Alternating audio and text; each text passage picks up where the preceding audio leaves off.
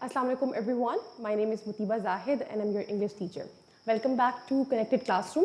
बच्चों आप लोगों ने आई होप समर वेकेशन में जो चीज़ें हमने आप लोगों को पहले पढ़ाई थी उसको रिवाइज़ किया होगा। जुलाई के पूरे मंथ में क्लासेस नहीं हुई तो आप लोगों ने उसमें रिवीजन की होगी, चीज़ों को पढ़ा होगा। आज हम वहीं से स्टार्ट करेंगे जहाँ पर हमने लास्ट टाइम छोड़ा था। तो जो हमारी लास्ट क्लास थी ना, उसमें हमने पढ़ा था टाइप्स ऑफ सेंटेंसेस को, ठीक है, जिसमें हमने simple sentences, compound complex sentences and compound complex sentences को पढ़ा था। तो अगर आपने वो क्लास नहीं ली तो प्लीज़ एक दफ़ा उस क्लास को ज्वाइन करके वो क्लास लें और उसके बाद इस क्लास में आइएगा। ओके, अच्छा, क्योंकि इस क्लास के अंदर सिर्फ और सिर्फ कॉम्प्लेक्स सेंटेंसेस को का ही जो है उससे रेलेवेंट चीज़ें ही पढ़ाई जाएंगी, क्योंकि बुक के अंदर आपके कॉम्प्लेक्स सेंटेंसेस ही हैं। इसके अलावा उसमें जो सिंपल हैं या कंपाउंड हैं या कंपाउंड कॉम्प्लेक्स हैं उनका जिक्र नहीं हुआ हुआ। इसमें सिर्फ और सिर्फ कॉम्प्लेक्स सेंटेंसेस का ही जिक्र हुआ हुआ है। तो हम उसी को पढ़ेंगे। Let's start. What is a complex sentence? अच्छा, इससे पहले मुझे थोड़ा सा रिवाइज कर लेते हैं। आपको याद होगा कि हमने सिंपल सेंटेंसेस पढ़े थे। सिंपल सेंटेंसेस कौन से होते हैं? सिंपल सेंटेंसेस वो होते हैं जिसके अंदर एक ही क्लॉज होता है, जिसके अंदर कोई भी आपके पास कंजंक्शन नहीं होती, जो आप यूज़ करके दो क्लॉजेस को जोड़ रहे हो या फिर दो सेंटेंसेस को जोड़ रहे हो। इसके अंदर एक ही क्लॉज होता है और वो सिंपल सेंटेंस होता है। फिर हमारे पास आता है कंपाउंड। कंपाउंड सेंटेंस के अंदर दो क्लॉजेस होते हैं और दोनों क्लॉजेस कौन से होते हैं? जो कि इंडिपेंडेंट क्लॉजेस होते हैं, ठीक है। और इसमें हम कौन सी कंजंक्शन इस्तेमाल करते हैं? इसमें हम कोऑर्डिनेटिंग कंजंक्शन का इस्तेमाल करते हैं, फैन बॉयज का इस्तेमाल करते हैं। Okay, fan boys. कंपाउंड के अंदर, सिंपल के अंदर तो एक ही क्लॉज होता है और वो क्लॉज कौन सा होता है? वो इंडिपेंडेंट क्लॉज होता है। और जब इंडिपेंडेंट क्लॉज एक सेंटेंस की तरह आता है तो उसको हम सिंपल सेंटेंस कहते हैं। जब अकेला एक इंडिपेंडेंट क्लॉज होगा तो वो सेंटेंस होगा, और वो कौन सा सेंटेंस होगा? सिंपल सेंटेंस, ठीक है। तो सिंपल भी समझ में आ गया, कंपाउंड भी समझ में आ गया। अब हम देख रहे हैं कॉम्प्लेक्स सेंटेंस कि कॉम्प्लेक्स सेंटेंस क्या होता है। A complex sentence is a sentence with one independent clause and at least one dependent clause. तो कॉम्प्लेक्स सेंटेंस के अंदर एक डिपेंडेंट क्लॉज होगा और एक इंडिपेंडेंट क्लॉज होगा कम से कम, ठीक है। It works best when we provide more information to explain or modify a sentence main part. तो यूजुअली ऐसा होता है कि हम जो इंडिपेंडेंट क्लॉज है उसको एक्सप्लेन करने के लिए एक डिपेंडेंट क्लॉज को चूज करते हैं, ठीक है, या डिपेंडेंट क्लॉज को एक्सप्लेन करने के लिए इंडिपेंडेंट क्लॉज को चूज करते हैं। तो हमने क्या करना होता है, बेसिकली हम क्या करते हैं कि हम एक बात को एक्सप्लेन करने के लिए, एक मेन पॉइंट को एक्सप्लेन करने के लिए एक दूसरे क्लॉज का सहारा लेते हैं। तो बेसिकली जब वो दो चीज़ें इकट्ठे आती हैं तो उसको हम कहते हैं कॉम्प्लेक्स सेंटेंस। ओके, अच्छा, complex sentences are easy to spot as they often use subordinating conjunctions like because, since, until और टू कनेक्ट क्लॉजेस। तो बेसिकली क्या होता है, इसके अंदर हम सबऑर्डिनेटिंग कंजंक्शन का इस्तेमाल कर रहे हैं। जैसे मैंने आपको बताया था कि कंपाउंड के अंदर हम कोऑर्डिनेटिंग कंजंक्शन का इस्तेमाल कर रहे थे, फैन बॉयज का, लेकिन यहाँ पे सबऑर्डिनेटिंग कंजंक्शन है जो कि क्या है? बिकॉज, सिंस, अनटिल, इफ वगैरह वगैरह, ठीक है। तो जितनी भी हमारे पास सबऑर्डिनेटिंग कंजंक्शंस हैं उनका इस्तेमाल किया जाएगा और एक डिपेंडेंट क्लॉज होगा और एक इंडिपेंडेंट क्लॉज होगा, ठीक है। एक डिपेंडेंट प्लस इंडिपेंडेंट। ओके, आपने इसका ख्याल रखना है। Complex sentences are one of the 4 types of sentences based on structure, ठीक है। तो हमने types of sentences on the basis of structure पढ़ लिया है। तो उसके अंदर मैंने आप लोगों को बता दिया था, सिंपल सेंटेंसेस होते हैं, कॉम्प्लेक्स होते हैं, कंपाउंड होते हैं और कंपाउंड कॉम्प्लेक्स होते हैं, राइट। तो आज हम सिर्फ और सिर्फ किसको पढ़े हैं? कॉम्प्लेक्स को पढ़े हैं। अच्छा, their distinction is that they contain a dependent clause. Only complex sentences and complex compound sentences have these, ठीक है। अब ये बात का ख्याल रखिएगा कि जो भी आपके पास कॉम्प्लेक्स सेंटेंस होगा या फिर कंपाउंड कॉम्प्लेक्स सेंटेंस होगा उसके अंदर ये वाला कॉम्बिनेशन बनेगा कि एक डिपेंडेंट है और एक इंडिपेंडेंट है। इसके अलावा डिपेंडेंट और इंडिपेंडेंट का जो ताल्लुक है वो सिंपल और कंपाउंड के साथ बिल्कुल भी नहीं है। ओके, उन दोनों के अंदर इंडिपेंडेंट क्लॉजेस का ताल्लुक है, ठीक है। तो जहां पर भी डिपेंडेंट और इंडिपेंडेंट इकट्ठे आ जाए वो क्या है? वो या तो कॉम्प्लेक्स सेंटेंस है या फिर वो कंपाउंड कॉम्प्लेक्स सेंटेंस है। ओके, अच्छा, अब हम ये देख लेते हैं आसानी के लिए कि डिपेंडेंट और इंडिपेंडेंट क्लॉज क्या होता है। A dependent clause also known as subordinating clause. तो जो एक डिपेंडेंट क्लॉज होता है वो क्या होता है? वो एक सबऑर्डिनेटिंग क्लॉज होता है, वो डिपेंड कर रहा होता है, वो सबऑर्डिनेट होता है, ठीक है। That can not stand alone as a complete sentence. तो क्या होता है, जो भी डिपेंडेंट क्लॉज होगा वो अकेला एग्जिस्ट नहीं कर सकता, उसको किसकी ज़रूरत है? एक इंडिपेंडेंट क्लॉज की जरूरत है कि वो उसको मुकम्मल करे, उसको कंप्लीट करे। ओके अच्छा, without an independent clause a dependent clause is just a sentence fragment. अगर हम डिपेंडेंट क्लॉज के पास से इंडिपेंडेंट क्लॉज को हटा दें तो जो डिपेंडेंट क्लॉज है वो एक फ्रेगमेंट रह जाएगा, इसका कोई मतलब समझ में नहीं आ रहा होगा, जो कि कंप्लीट सेंस नहीं दे रहा होगा। ओके अच्छा, when I grow up I'll use complete sentences। ठीक है, when I grow up I'll use complete sentences। अब मैं कह रही हूँ when I grow up, जब मैं बड़ा होऊंगा तब क्या होगा, कुछ समझ में नहीं आ रहा ना, कोई सेंस नहीं बन रही। बड़ा होगा तो क्या होगा, उसके आगे कोई उसकी बात की कंटिन्यूएशन होनी चाहिए ना। तो जब भी when I grow up आ रहा है या when के साथ कुछ भी आ रहा है तो हमें पता है कि हमें उसके साथ क्या है, उसको कंप्लीट मीनिंग देने के लिए एक इंडिपेंडेंट क्लॉज की भी ज़रूरत होगी, जो कि आगे आप दे सकते हैं। आई यूज़ कंप्लीट सेंटेंसेस, जब मैं बड़ा होऊंगा तो मैं पूरे कंप्लीट सेंटेंसेस बनाऊंगा। ठीक है, तो ये इस तरीके से ये आपको समझ में आ गया होगा। One of the most common types of complex sentences is conditional sentences। Yes, conditional sentences हमने पढ़े थे पहले भी। I hope आप लोगों को पता होगा conditional sentences क्या होते हैं। Conditional sentences basically वो जो if जिस सेंटेंस के अंदर आता है ना, if you work hard you will pass the exam। ठीक है, जहाँ पे कंडीशन थी, जीरो कंडीशन थी, फर्स्ट कंडीशन थी, सेकंड थी, थर्ड थी। ठीक है, तो जहाँ पर भी कंडीशनल सेंटेंसेस आएंगे, कंडीशंस आएंगी, वो सारे के सारे क्या हैं, वो कॉम्प्लेक्स सेंटेंस की एग्जांपल होगा। ओके अच्छा, which discuss imaginary situations often using an if then structure। ठीक है, if और then का स्ट्रक्चर उसके अंदर यूज होता है। अगर then नहीं भी आ रहा तो if उसके अंदर आ रहा होता है। In conditional sentences one clause is true only if both clauses are true। ठीक है, अगर एक क्लॉज ठीक होगा तो ही दूसरा क्लॉज भी ठीक होगा। ये आप समझ लें कॉज और इफेक्ट की तरह है। ठीक है, रिजल्ट और कॉज है। ठीक है, कि एक चीज होगी तो उसके बाद दूसरी चीज होगी। ठीक है, तो इस तरीके से आपका कंडीशनल सेंटेंसेस होते हैं। मैं इंशाल्लाह कोशिश करती हूँ कि इसी वीक के अंदर ही आपकी कंडीशनल सेंटेंसेस की क्लास अरेंज हो जाए, ताकि आप लोगों को कंडीशनल सेंटेंसेस समझ में आ जाए। ओके अच्छा, फिर क्या है, if you are always trying to be normal you will never know how amazing you can be. ठीक है, if you are always trying to be normal, ठीक है, अगर तुम क्या कोशिश करते रहोगे, हमेशा नॉर्मल रहने की कोशिश करते रहोगे, you will never know how amazing you can B, तो तुम्हें कभी पता नहीं चलेगा कि तुम कितने अमेजिंग हो। ठीक है, तो ये इस तरीके से ये भी एक कंडीशनल सेंटेंस है। So let's move forward, independent versus dependent clauses. अब हम इनको देख लेते हैं। इसमें क्या है, the key to using complex sentences is understanding the difference between independent and dependent clause. तो आपने अगर कॉम्प्लेक्स सेंटेंसेस का इस्तेमाल करना है ना, तो सबसे पहले आपको डिपेंडेंट और इंडिपेंडेंट क्लॉज का डिफरेंस समझ में आना जरूरी है। ठीक है, basically independent clauses are complete sentences on their own but dependent clauses are not. तो इंडिपेंडेंट क्लॉजेज क्या होते हैं, वो कंप्लीट सेंटेंसेस होते हैं, वो क्लॉज की तरह तो इस्तेमाल हो रहे हैं उस जगह पर, लेकिन अगर हम उसको वहां से निकाल के एज अ सेपरेट सेंटेंस लिखना चाहें तो एक सेपरेट सेंटेंस भी बन सकते हैं और वो सेपरेट मीनिंग कन्वे करेंगे। लेकिन अगर आप डिपेंडेंट क्लॉज की बात करें ना, तो वो क्या है, dependent clauses are not, they are not complete sentences, they can not give complete meaning. However both kinds of clause contain a subject and a verb, लेकिन दोनों के अंदर सब्जेक्ट और वर्ब दोनों मौजूद होंगे। ठीक है, सब्जेक्ट और वर्ब का सेंस से कोई ताल्लुक नहीं है, डिपेंडेंट और इंडिपेंडेंट से कोई ताल्लुक नहीं है। हाँ, उसका ताल्लुक फ्रेज और क्लॉज से जरूर है कि फ्रेज के अंदर सब्जेक्ट और वर्ब इकट्ठा नहीं आ सकता, लेकिन क्लॉज के अंदर सब्जेक्ट और वर्ब इकट्ठा आएगा, चाहे वो इंडिपेंडेंट क्लॉज है चाहे वो डिपेंडेंट क्लॉज है। ठीक है, सब्जेक्ट प्लस वर्ब ये स्ट्रक्चर है, basically this is the structure of a clause. ठीक है, ये एक क्लॉज के लिए जरूरी है कि उसमें ये होगा। अब वो आगे डिपेंड करता है कि वो इंडिपेंडेंट क्लॉज है या फिर वो डिपेंडेंट क्लॉज है, राइट।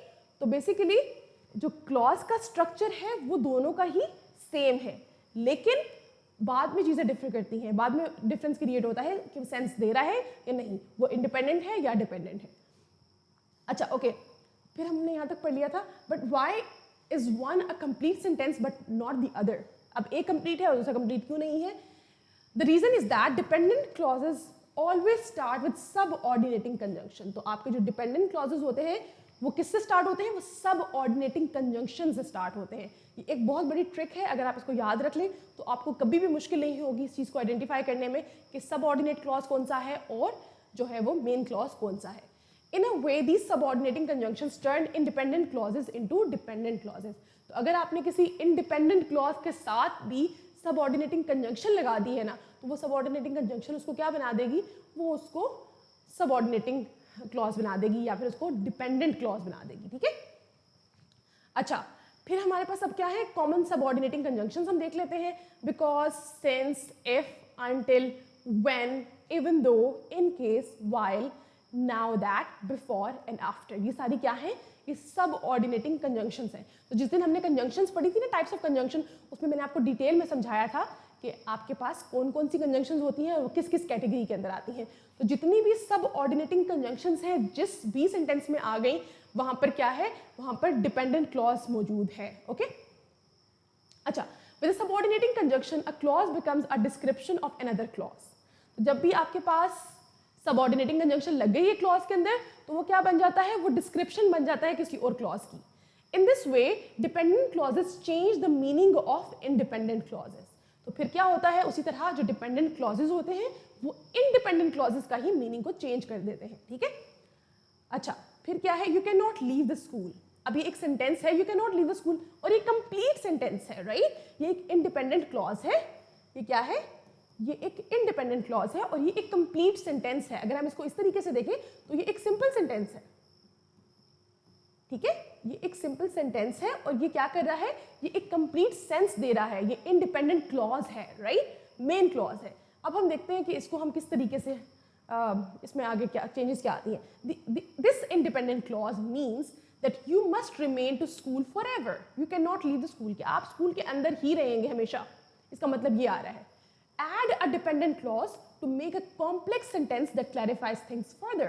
तो अब आपने इसको further clarify करने के लिए आपने इसके साथ क्या करना है, एक dependent clause को लगाना है जो इसकी information को modify करेगा या फिर उसको जो है वो उसको different करेगा। किस तरीके से, you cannot leave the school until the bell rings. अब देखिए until हमारे पास क्या है, एक हमारे पास subordinating conjunction है, ठीक है। हमारे पास क्या है, subordinating conjunction है। फिर क्या है, उसके बाद द बेल रिंग्स, ठीक है। फिर हमने क्या है, एक क्लॉज इस्तेमाल किया है। तो ये जो ये वाला पार्ट होगा, ये बेसिकली क्या है, ये आपके पास डिपेंडेंट क्लॉज है और ये वाला जो था वो क्या है, वो इंडिपेंडेंट क्लॉज था, ठीक है। तो किस तरीके से एक डिपेंडेंट क्लॉज ने मीनिंग ऐड कर दिया आपके इंडिपेंडेंट क्लॉज के अंदर, ठीक है। तो आपका जो सबऑर्डिनेटिंग क्लॉज होता है वो भी क्या करता है, वो मेन क्लॉज को हेल्प आउट करता है, ठीक है। वो उसको मदद कर रहा है, उसको एक्स्ट्रा इन्फॉर्मेशन देने के लिए, ओके। अच्छा, अब हमारे पास एग्जाम्पल क्या है, start with the main clause expressing your opinion on the benefits of technology, include a subordinating clause that provides an example to support your viewpoint. I firmly believe in the benefits of technology. अब इसके साथ आपने अगर subordinating clause लगाना है तो आप उसमें क्या कर सकते हैं, for instance the internet has revolutionised access to information and education, making learning more accessible to people worldwide, ठीक है। तो आपने उसके साथ ही उसको ऐड करके आपने क्या कर दिया, आपने सबऑर्डिनेटिंग क्लॉज बना दिया, ठीक है। अब हमारे पास ना सेम उसी तरह से एक्सरसाइज है, I hope all of you can see on the book. कि एक्सरसाइज क्या है, construct complex sentences using main and subordinate clauses with appropriate transitional devices and correct punctuation. क्योंकि आज हमारे पास यहाँ पे स्कूल्स अवेलेबल नहीं हैं, तो मैं अब खुद ही इस एक्सरसाइज को फिल कर रही हूँ, अदरवाइज मैंने प्लान किया था कि मैं आप लोगों से इसका आंसर पूछ रही हूँ कि आप लोग मुझे बताते जाएंगे, ठीक है। अच्छा, तो अब हम ये कर लेते हैं कि मैं खुद ही इसको पढ़ूंगी एंड खुद ही I will add the sentences, but I will give you some time to write on the book. आप लोगों के पास टाइम होगा, even if you are watching this video, like recorded video देख रहे हैं, if you are watching this recorded video, तब भी आप क्या कर सकते हैं, आप अपनी बुक पे एक सेंटेंस बना सकते हैं और फिर आप चेक कर सकते हैं कि आपने वो ठीक लिखा था या नहीं, ठीक है। और आप मुझे यूट्यूब वीडियो के कमेंट सेक्शन के अंदर भी बता सकते हैं, मैं वहाँ से भी आप लोगों के सेंटेंसेस करेक्ट कर दूंगी कि उसमें आपने ठीक लिखा है या नहीं लिखा, ठीक है। तो हमारे पास मेन क्लॉज आ रहा है पहला, I enjoy hiking in the mountains, ठीक है। अब देखें, अब हम सिंपल कह सकते हैं, because I enjoy hiking in the mountain. Okay, I'm giving you some time to write your own sentence. I enjoy hiking in the mountains. ये आपका मेन क्लॉज है। अब आपने सबऑर्डिनेटिंग क्लॉज इसके अंदर ऐड करना है।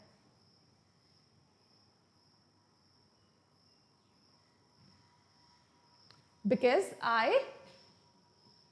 love mountains, because I love to hike, because I love to spend time in the mountains. कुछ भी आप इस तरह लिख सकते हैं, ठीक है। I love hiking या फिर I enjoy mountains, कुछ भी आप इसके अंदर लिख सकते हैं, ओके। बिकॉज जरूर लगाना है क्योंकि उसके बगैर आपका subordinating conjunction subordinating clause complete नहीं होगा, ठीक है। मेन क्लॉज आपका आता है she baked a delicious cake, subordinating simple आप लिख सकते हैं इसके अंदर, because the guests were coming, because it was her birthday. मैंने इस पर भी बिकॉज लगा दिया, because it was her birthday, कुछ भी आप इसके अंदर लिख सकते हैं, ओके। फिर नेक्स्ट है, अब आपके पास सबऑर्डिनेटिंग क्लॉज दिया हुआ है, सबऑर्डिनेट क्लॉज दिया हुआ है और मेन क्लॉज आपने खुद बनाना है, ओके।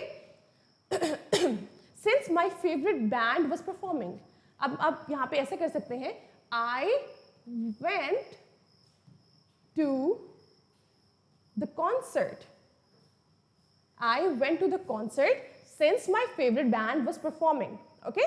तो आपने इसको इस तरीके से कर दिया। आई होप आप लोगों को समझ में आ रहा होगा कि आप लोगों ने किस तरीके से मेन क्लॉज और सब ऑर्डिनेट क्लॉज को इकट्ठे करके लिखना है कि वो एक सेंटेंस बन जाए। He decided to learn a new language because he was moving to another country.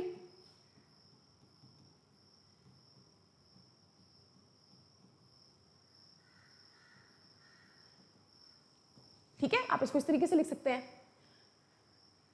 अब हमारे पास मेन क्लॉज और सबऑर्डिनेट क्लॉज के अंदर फिर से हमारे पास सबऑर्डिनेट क्लॉज दिया हुआ है, while we sought shelter under the old oak tree,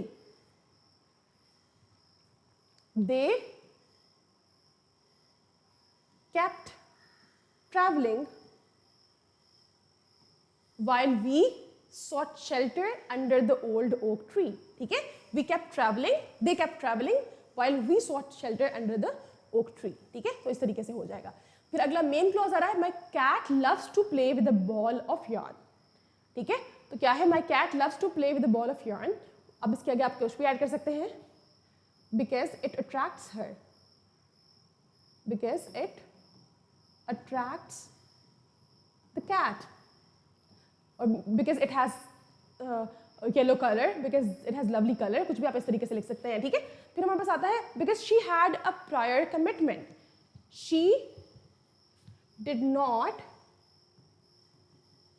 attend the party,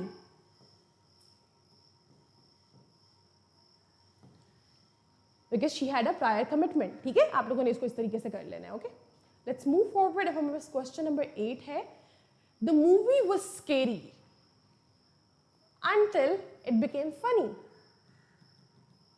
until it became funny, ठीक है।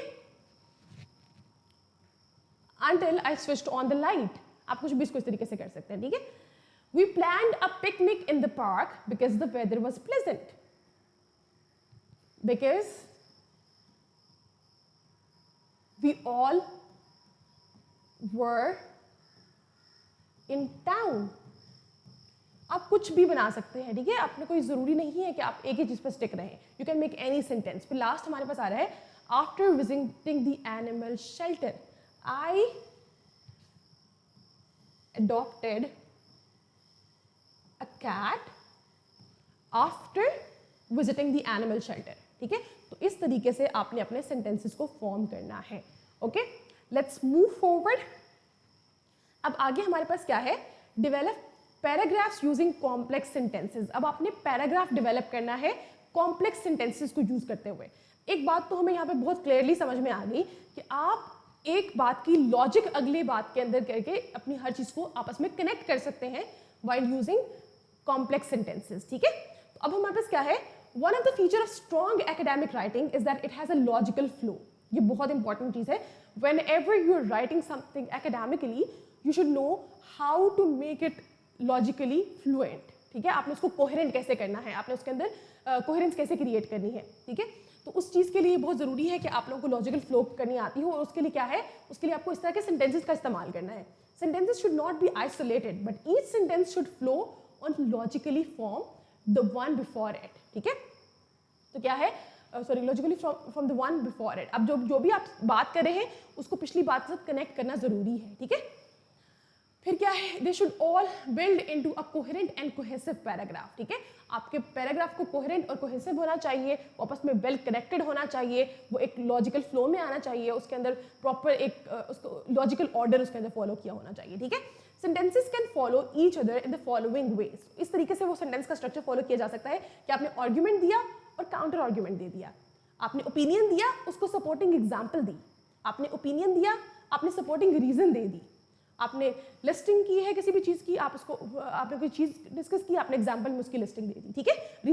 रीजन और एग्जाम्पल आपने दे दी, ठीक है। तो इस तरीके से आप कर सकते हैं। अब आपके पास ना यहाँ पे एक एक्सरसाइज आ रही है, I hope you can see on the board, match a sentence in column A with its follow on sentence in column B. अब एक सेंटेंस को आपने उसी के सेकेंड पार्ट के साथ जोड़ना है, ठीक है। फर्स्ट पार्ट उसका कॉलम ए के अंदर है, सेकेंड पार्ट उसका कॉलम बी के अंदर है। तो हम कैसे करेंगे, जैसे पहला सेंटेंस हमारे पास लिखा हुआ है, firstly television news reports are often too short और superficial to explain the full context of a story. अब देखिए फर्स्टली आ गया है, तो ज़रूरी है कि इस सेंटेंस के साथ जो आगे कॉन्टिन्यूएशन होएगी उसके अंदर सेकेंडली होना ज़रूरी है, या फिर उसके बाद उसको फर्दर मोर या इस तरीके से कोई ना कोई वर्ड यूज़ होना ज़रूरी है, जिससे क्या होगा, जिससे उस बात की कॉन्टिन्यूएशन चलती रहेगी। तो यहाँ पर हमारे पास एक सेंटेंस के अंदर सेकेंडली आ रहा है यहाँ पे, तो हम पहले उसी को पढ़ के देख लेते हैं क्या वो उसका कनेक्ट कर रहा है। Secondly television news editors, again हमें पता चल गया कि टेलीविजन न्यूज़ के बारे में है, तो एग्जैक्टली सेम उसी चीज़ के बारे में बात हो रही है, लेकिन देखें बात क्या हो रही है। Television news editors tend to favor stories which offer sensational images that make entertaining viewing। अब देखिए उसी बात को ही आगे कंटिन्यू किया जा रहा है, उसी को आगे लेके जाया जा रहा है, जिस तरीके से कहा जा रहा है कि जो टेलीविजन न्यूज़ है, जो टेलीविजन पे जो न्यूज़ आ रही होती है या रिपोर्ट्स आ रही होती हैं, वो क्या होती हैं, या तो बहुत छोटी होती है या फिर सुपरफिशियल होती है, ठीक है, पूरे कॉन्टेक्स्ट नहीं पता चल रहा होता स्टोरी का। और दूसरी चीज़ क्या है कि उसको एडिट इस तरीके से किया जाता है कि उसको बहुत सेंसेशनल बना दिया जाए, उसको एंटरटेनमेंट पर्पसेस के लिए इस्तेमाल किया जाए, ठीक है। तो इसलिए ये दोनों बातें आपस में कनेक्टेड हैं। फिर अगली बात क्या है, in my view products such as cosmetics और soaps should not be tested on animal. अब देखिए आपने अपना व्यू दिया है, अब आपको इस बात को सपोर्ट करने के लिए एक सपोर्टिंग एविडेंस की ज़रूरत है, ठीक है, या इसको बात को फर्दर आगे लेके चलने के लिए फर्दर एक्सप्लेनेशन की ज़रूरत है। तो क्या हम इसमें ये देख सकते हैं, for instance government do very little to encourage people to use public transport instead of their cars and are reluctant to pursue private companies that pollute the environment। नहीं, ये तो बिल्कुल उसमें नहीं आ रहा, उसमें तो कॉस्मेटिक प्रोडक्ट्स और सोप्स के बारे में बात हो रही थी, तो इसका मतलब है ये वाला पॉइंट तो बिल्कुल भी नहीं है। Such items are not essential and there is no need to make creatures suffer for the sake of making money। Yes, ये हो सकता है, ठीक है, कि हम क्या कह रहे हैं कि हमारे पास जो कॉस्मेटिक प्रोडक्ट्स हैं वो क्या है, वो उनको एनिमल्स पर टेस्ट नहीं करना चाहिए, ठीक है, और वो इतनी एसेंशियल भी नहीं है जिसकी वजह से हम क्या करें, जानवरों को या फिर हम किसी भी क्रिएचर को जो है वो सफ़र कराएं अपनी पर्सनल बेनिफिट्स के लिए। फिर नेक्स्ट हमारे पास आ रहा है, I am convinced that governments economic policies do harm to the environment. अब अगेन ये वही वाली बात आ गई जो अभी हमने इसमें पढ़ा था, गवर्नमेंट वाली पॉलिसीज की बात हो रही थी, ठीक है, तो हमने इसको इसके साथ कनेक्ट कर दिया, ठीक है। अब उसी को आगे कंटिन्यू करने के लिए क्या कहा गया है, फॉर इंस्टेंस, और फिर एक एग्जांपल दी गई है, ठीक है।